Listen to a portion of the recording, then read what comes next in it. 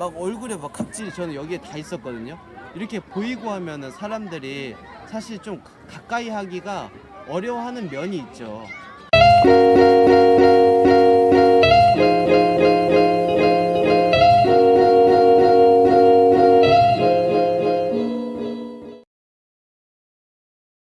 안녕하세요, 호랑이 손입니다. 오늘은 4주차 영상이네요. 17주짜리 영상을 통해서 이 120일의 기간 동안 아토피를 어떻게 치료할 수 있는지 일반인 관점으로 소개하는 프로젝트를 진행하고 있는데요. 이제 네 번째 영상 촬영입니다. 피부 아토피 치료를 좀 망치는 물질이 뭐냐 이런 얘기를 묻는다면, 이제 저는 피부 관리할 때는 계명활성화제라고 하는 걸 얘기하고 싶어요. 그러니까 계명활성화제는 뭐 세제나 아니면은 뭐 화장품, 그리고 샴푸, 뭐 바디워시, 이렇게 다양한 종류로 그 오일류와 액색류를 비율을 어떻게 하느냐, 그 배합에 따라서 이제 그 성격이 좀 바뀌고 다른 부수적인 것들을 뭘 넣느냐에 따라 달라지는데, 이 계명활성화제에 내가 계속 노출이 되게 되면 피부가 더 괴로워지게 되는 거죠. 이 세 가지 나쁜 반응이 나타나는데, 그 첫 번째로는 피부에 있는 그 상재균이라고 하는 좋은 균들이 있잖아요. 피부를 보호하고 이제 외부에 어떤 보호할 수 있는 막도 되고, 근데 이 상재균이 계명활성화제에 의해서 싹 씻겨 내려가게 된다. 그래서 피부가 더 예민해진 상태가 되고 더 이제 지키기가 어려워진다. 그리고 또 두 번째는 이 계명활성화제 자체가 피부를 공격할 수가 있겠죠. 그러니까 화학 물질이니까 몸에 이 피부를 더 약하게 만든다. 그리고 산도 조절이 안 되게 만든다. 이렇게 두 번째가 있을 수 있고, 세 번째는 그 피지라고 하는 피부 기름이 있는데, 이게 싹 씻겨 내려가면은 피부가 더 약해진다고 알려져 있습니다. 제 경험적으로 그랬고, 그러면은 이 피부 관리를 할 때, 아토피 치료할 때 어떻게 해야 되냐, 계명활성화제를 어떻게 벗어나야 되냐, 이제 몇 가지를 얘기를 하고 싶은데요. 첫 번째로는 세제를, 계명활성화제 세제를 쓰지 않는 거예요. 특히나 빨래를 할 때. 제가 지금 입고 있는 이 옷 빨래를 어떻게 했는지 알려드릴게요. 저는 이 일반 세제를 쓰지 않고 세 가지 천연 세제를 합성해서 씁니다.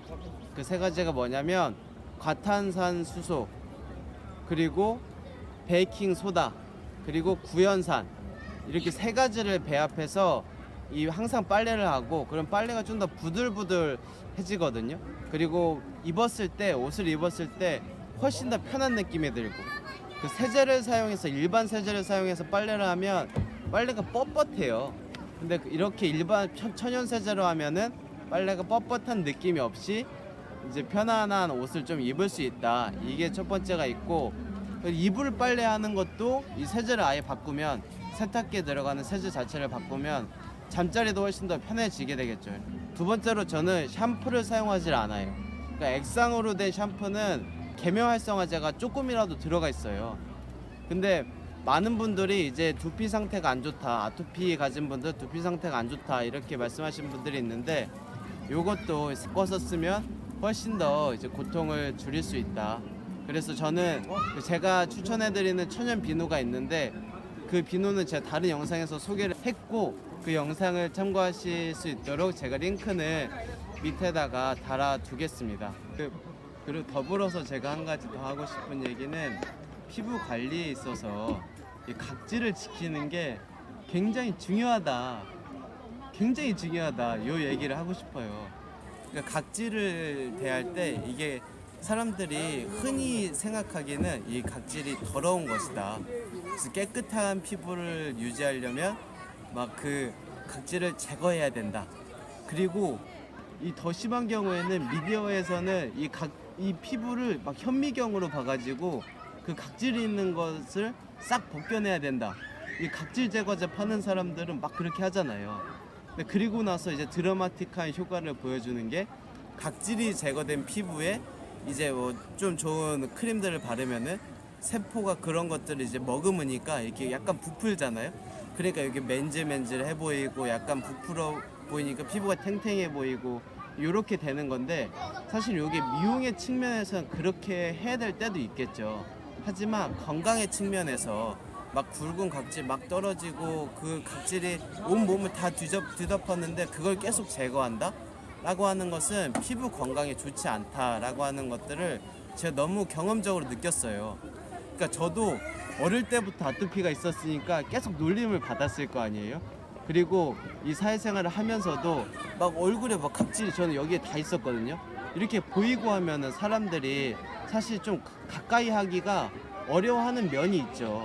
사람들이 나빠서 그런 게 아니라 사실은 그 각질에 대해서 이 잘못된 생각들을 가지고 있는 거예요. 제가 생각하는 각질은 내 병을 치료하는 어떤 최전선의 아군이에요.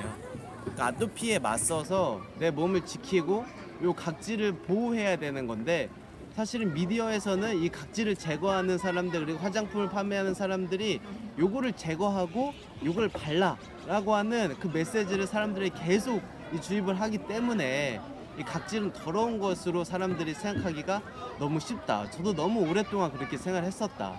근데 사실은 각질을 제거하면 손해를 보는 것은 나예요. 그만큼 치료 기간이 늦어져요.